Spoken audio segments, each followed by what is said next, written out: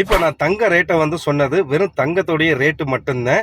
நீங்கள் கடையில் போயிட்டு தங்கம் வாங்கணும், அதாவது நகையாக நீங்கள் வாங்கணும் அப்படின்னாக்கா அது இந்த ரேட்டுக்கு வராது. அது வந்து வேறு ரேட்டுக்கு வரும். ஏன் அப்படின்னாக்கா அதுக்கு மேக்கிங் சார்ஜுன்னு ஒன்று வச்சுருப்பாங்க. ஸோ அதுக்குரிய ரேட்டை வச்சு தங்கத்தை நீங்கள் வந்து வாங்கிக்கலாம் நகையாக. மே 19 கத்தார் தங்க நிலவரம் எக்ஸ்சேஞ்ச் ரேட்டு பார்த்துருவோமா? 22 கேரட் தங்கம் 1 கிராம் 362.50, 2 ரியால் 50 கிராம்ஸு கூடி இருக்குது. 24 கேரட் தங்கம் 1 கிராம் 386 ரியாலாக இருக்குது.